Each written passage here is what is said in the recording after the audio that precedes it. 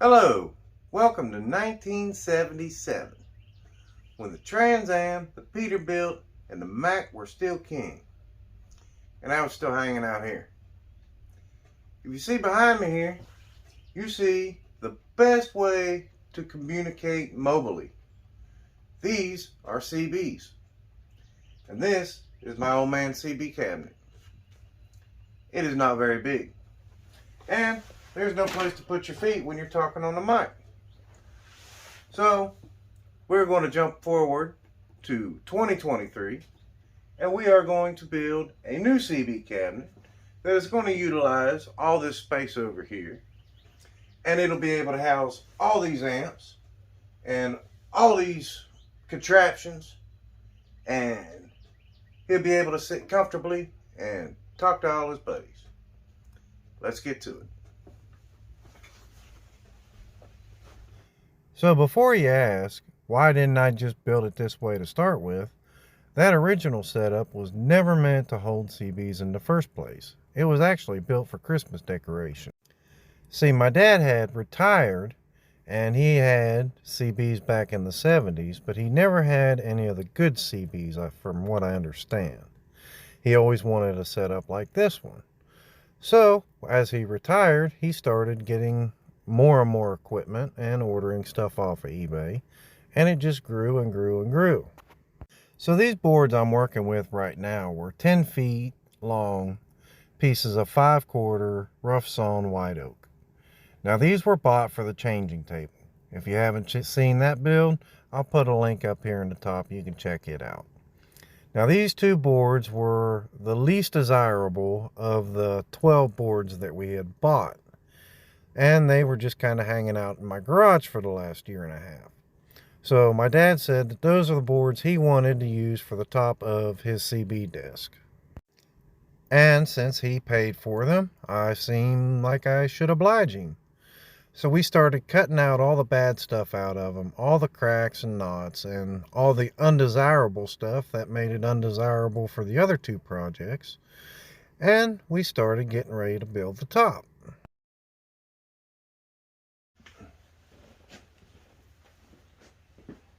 So now we got them all through the planer. We're just a hair above 5/8. I got them laid out in the orientation I think is going to look the best. So we're going to put a big old mark, a couple of big old marks here, so we know how to put them back together after we join them for glue up. And we are going to do that by going A, B, A, B, A, B, A, B. What we're going to do is we're going to put the A side out when we join it, and we're going to put the B side in when we join it. So let's do that. I didn't figure y'all wanted to see another trip to the joiner, so here I am pulling these out of clamps. The reason I went with the AB method on the joiner is because it gives you a pretty flawless seam. Even when you think your joiner is perfectly square, sometimes it ain't. And I feel like mine is pretty square, but this AB method, it tends to give me a pretty good joint when I'm doing stuff like this. So even though I've done my best to this point to cut out all the undesirable stuff out of these boards, there are still some undesirable parts left in this top. So what I'm going to do is I'm going to try to cut more of the undesirable stuff out. That's why I'm not right up against the edge over here. So I'm going to strike a line on that side and then measure from that side to the other side to get my total length on this desk. What that does is it lets me cut out the bad stuff on both sides, and it turns out pretty good. As I'm measuring this, I'm making sure to leave room for a 1/2 inch on either side, because I'm going to be putting a trim piece all the way around the top of this desk. It'll give it a thicker look and, I don't know, hide the end grain, so to say. I don't have a track saw yet, so I'm going to use this Bora clamp-on straight edge to cut all my edges nice and clean. Once I have both edges cut off, we can take it over the table saw and cut it to its final width. So now we have the length and width cut, we can go ahead and start cutting down some trim for the sides. All of that undesirable stuff that I cut off earlier when I was cutting the boards for the top was too bad for the top, but it was good enough that I could face joint it and then run it through the planer down to about a 1/2 inch thick. That gave me some pretty good usable wood. Each time I'm taking these through the table saw, I'm taking smaller and smaller cuts, which is letting me get around the cracks and the knots and all the warped parts that would be found undesirable. So after that, I think I cut that at about 1.5 inches, and we're going to put them on the miter saw. These will be cut to the final dimensions of what the desk is going to be. Then, after I get them all cut on the miter saw, I can go ahead and glue them on to the front of the desktop. Now, with this being so long, I needed some help. So I went and got my clamps set up. That way, all I had to do was kind of get them in place, and then I could snug them in with a clamp. Not quite tightening them down, just kind of snugging them up. That way I was able to move it around till I got all these brad nails in. Once I got it where I wanted it to be, I could go ahead and throw a couple more clamps on it, just to kind of squeeze the glue out a little better and close up them gaps. With these being glued up, I don't have much else to do. So we went ahead and got in my dad's truck and we went down to Lowe's. And since it was raining outside, we took my dad's truck, which has a tonneau cover on it, which means I had to have Lowe's cut my plywood. And as you can see, their blade is either very dull or very short tooth count because it shredded my plywood. Good thing I had enough thought that I had them cut it a little bit long. That way I could bring it home and clean up my edges on my good table saw and good table saw blade, giving me a much better edge.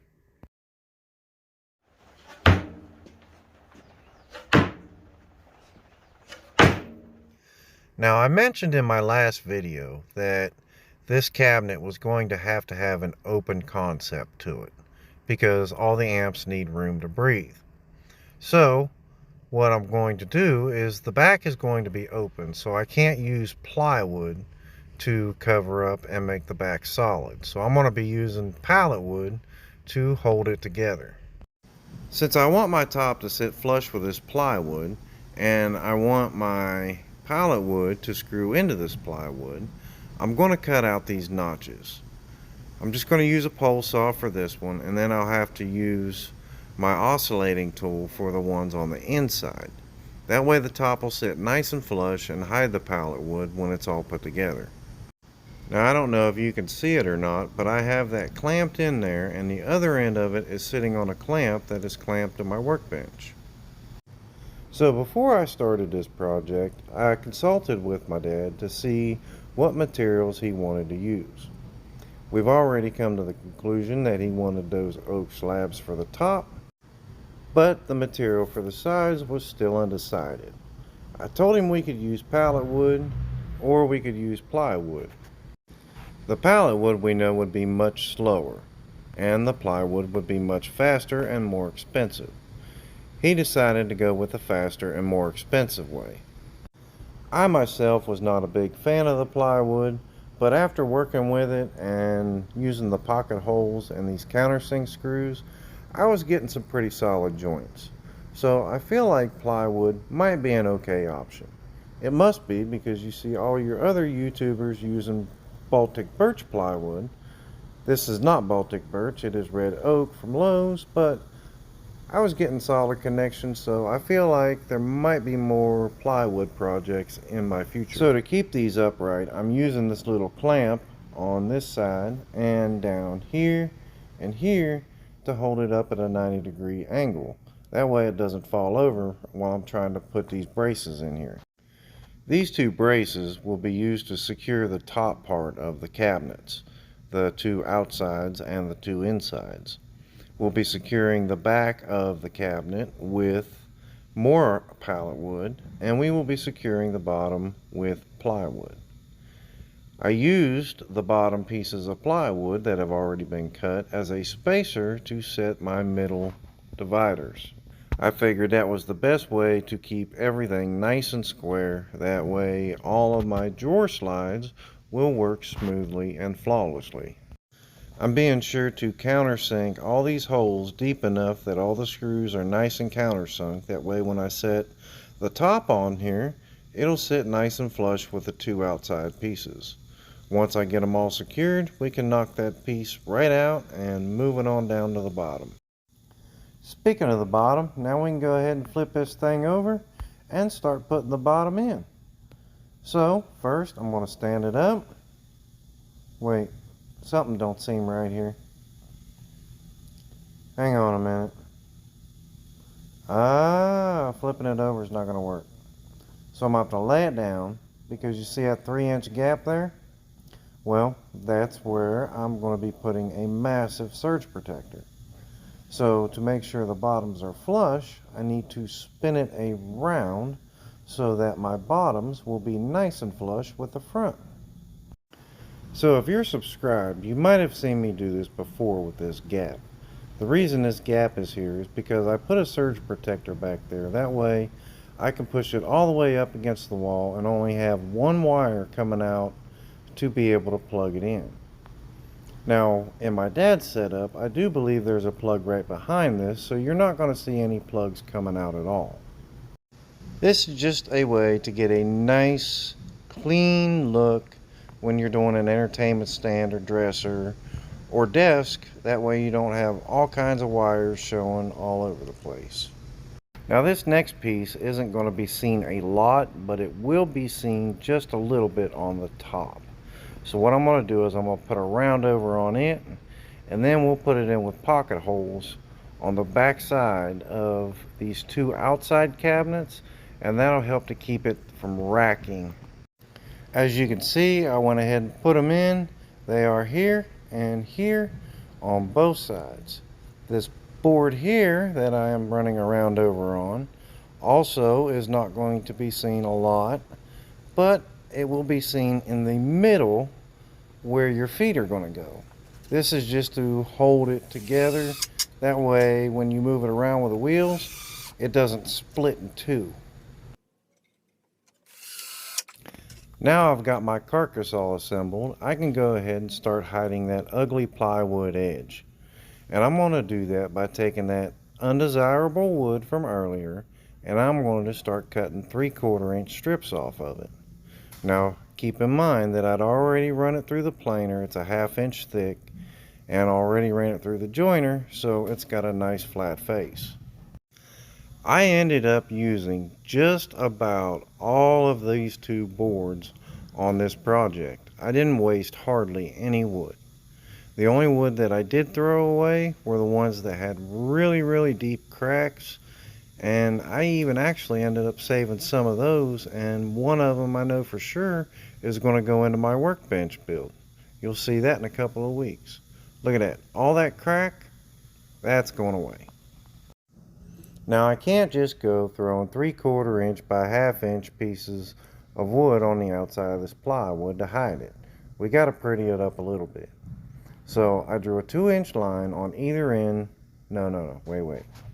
I drew a line 2 inches in, not a 2-inch line, from either end. And then I took that line right to the edge of my roundover bit.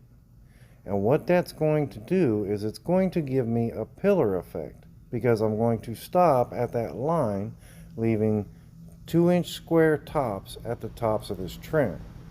This is what it looks like. Check it out. See? Pretty. And then, just like that, we're going to go ahead and glue and brad nail this thing on here. There are only 3 pieces of trim on either side of the cabinet. You got the 2 sides and the 1 bottom. They are mitered together in the corners, and there is no trim at the top. That will be covered by that 1.5 inch lip that's coming off the top. Now, if you watched the last video I did, we made these drawer trays that are on drawer slides. They have, the drawer slides are hidden when they are pushed in. Therefore, you can't see them unless you pull them out. This is where all of the amps will be stored and used. This way he can pull them out and work on them, or he can leave them pushed in. It's just whatever he prefers. I know when loading this thing up, I am very happy that they pulled out. Another thing he wanted on this build was a couple of drawer boxes, one off to the right side and one right in the middle.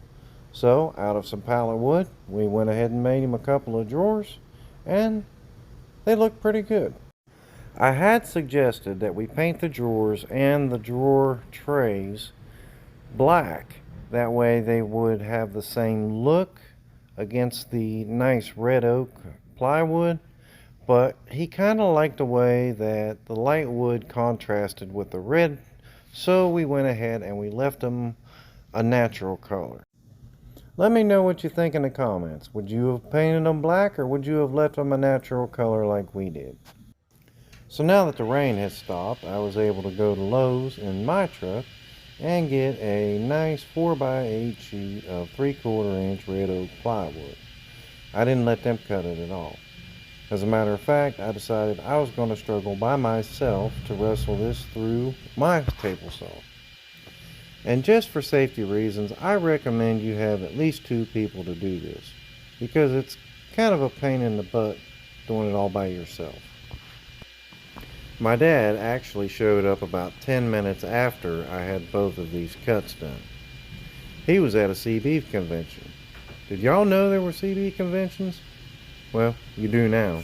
There are places that you can go that they hold in like civic centers and malls that have a bunch of antique CB radios. So if you're in the market for a CB, you might want to look for one of those.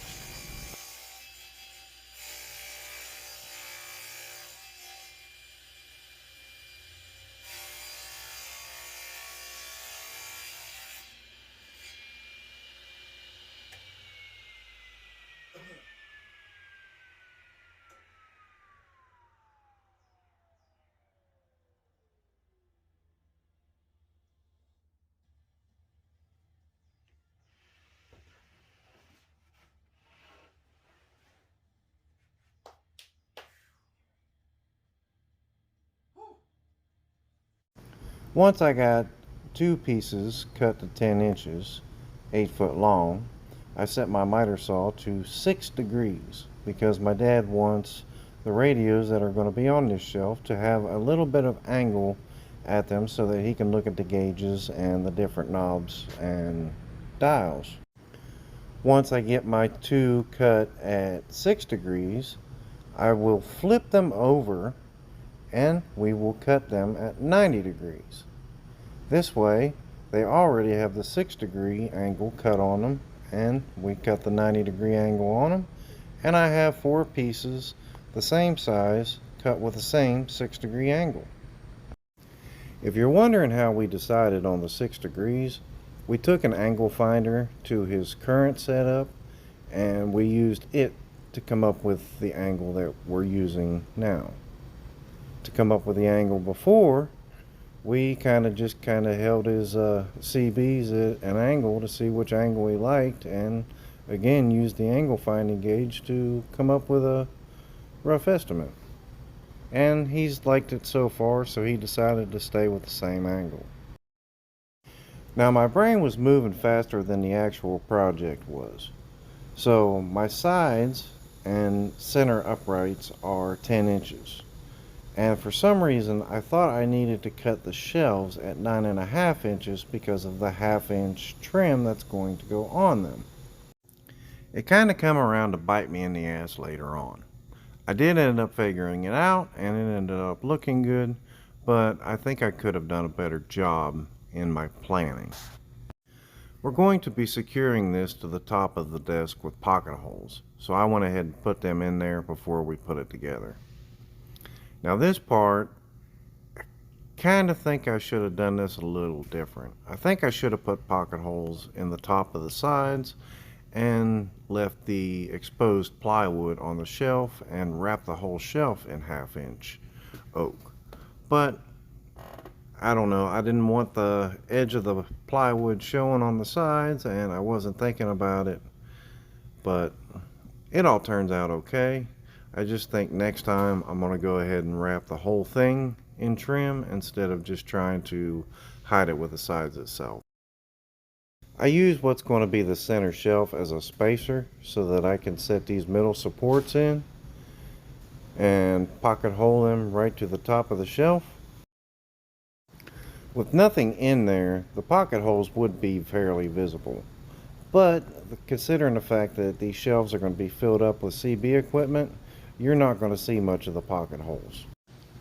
Once I have my 4 supports up, I can go ahead and put some spacers in and clamp this shelf into place. And then again with the pocket holes just underneath the shelf to hold everything nice and tight. Now I round over a piece of 1-inch oak, so that way it'll work as a lip to hide the plywood edge on this top shelf. The reason I put a lip on it is because you got to keep in mind that top shelf is at a 6-degree angle, and we don't want any of the CB equipment falling off this top shelf. So you've got the 3/4 for the plywood and about a 1/4-inch lip. That way it'll sit nice and tight up underneath all the CB equipment. Yeah, I'm not really digging it either. That's got the same blocky top as what I did for the cabinet itself. So I talked to my dad.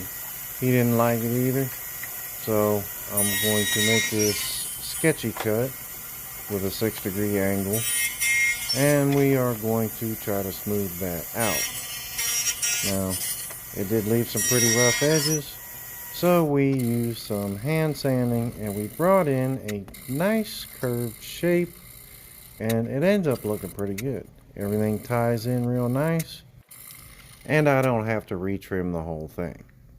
Now, we did order a plug off Amazon, and it suggested a 3 1/8 inch hole saw to cut out for the plug. I did not buy a 3 1/8 inch hole saw like it suggested. I bought a 3-inch hole saw because I needed a 3-inch hole saw for the next project, and I didn't want to spend the money for a 3 1/8 for one project. So this way I killed 2 projects with 1 hole saw. It did require a little bit of finessing to get the plug to fit. I can tell you that. That 1/8 inch does make a difference.